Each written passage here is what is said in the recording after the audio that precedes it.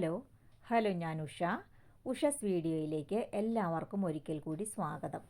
ഇന്നത്തെ വീഡിയോയിൽ ഉൾപ്പെടുത്തിയിരിക്കുന്നത് ബിഗോണിയ പ്ലാന്റിൻ്റെ പ്രൊപ്പഗേഷൻ രീതി, എന്തെല്ലാം ഫെർട്ടിലൈസറാണ് കൊടുക്കേണ്ടത്, ഇതിൻ്റെ പരിചരണം എങ്ങനെയാണ് എന്നുള്ളതിനെ കുറിച്ചിട്ടാണ് ഉള്ള ഒരു ചെറിയ വീഡിയോ ആണ്. നാടൻ ടൈപ്പ് ബിഗോണിയാണ് കൂടുതലായിട്ട് എൻ്റെ കയ്യിലുള്ളത്. ഇതെല്ലാം ഞാൻ കട്ട് ചെയ്ത് സാധാരണയായി സെയിൽ ചെയ്യാറുള്ളതാണ്. ഈ പ്ലാന്റ്സ് കൂടുതലായിട്ടും ഷെയ്ഡിൽ വേണം നമ്മൾ വയ്ക്കാനായിട്ട്. നല്ല വെയിൽ കൊണ്ടിട്ടുണ്ടെങ്കിൽ ഇലകളെല്ലാം കരിഞ്ഞു പോകാനായിട്ട് സാധ്യതയുണ്ട്. എന്ന് വെച്ച് ഒരുപാട് തണലത്ത് വയ്ക്കുവാനും പാടില്ല.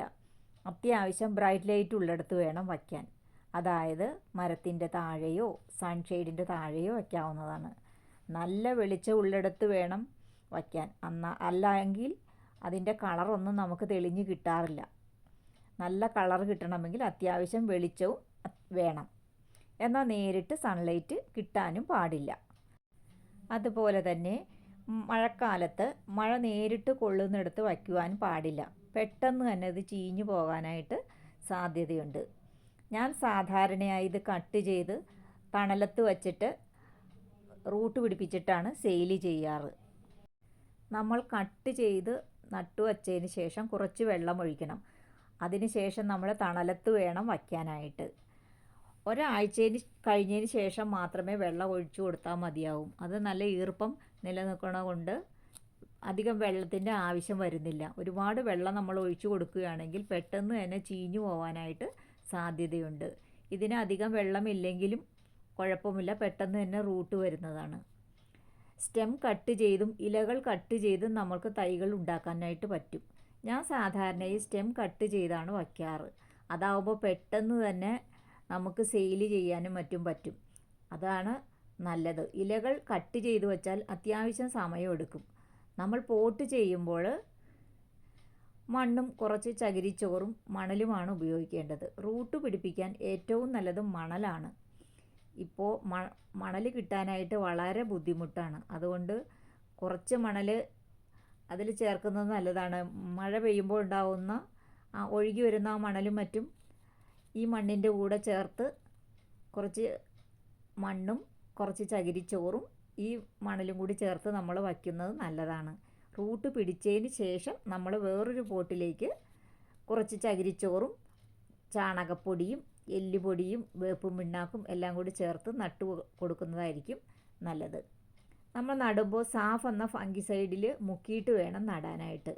അല്ലെങ്കിൽ ഇൻഫെക്ഷൻ വരാനായിട്ട് സാധ്യതയുണ്ട്. ചിലപ്പോൾ ചീഞ്ഞു പോവുകയും ചെയ്യാറുണ്ട്. അതുകൊണ്ടാണ് സാഫ് ഉപയോഗിക്കാനായിട്ട് പറയുന്നത്. ഇതുപോലുള്ള ലൂസ് മണ്ണ് വേണം നമ്മൾ പോട്ട് ചെയ്യാനായിട്ട്. ഇതുപോലെ ഡ്രൈനേജ് ഹോളുള്ള ഒരു പോട്ട് വേണം നമ്മൾ എടുക്കാനായിട്ട്.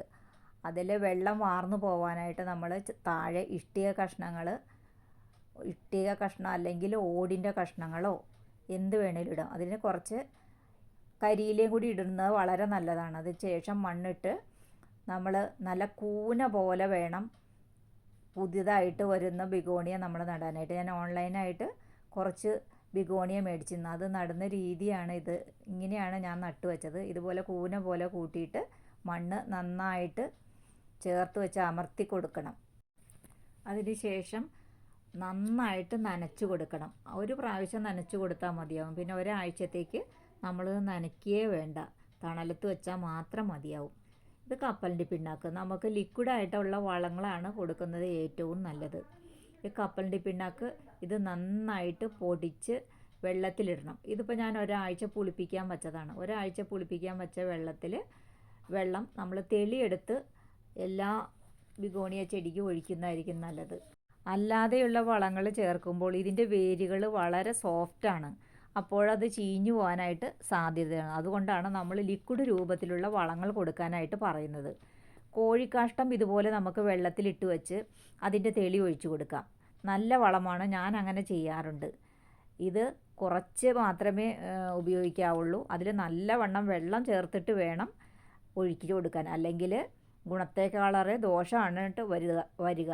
അതുകൊണ്ട് വളരെ ശ്രദ്ധിച്ച് വേണം ഇങ്ങനെ ഒഴിച്ചു കൊടുക്കാനായിട്ട്.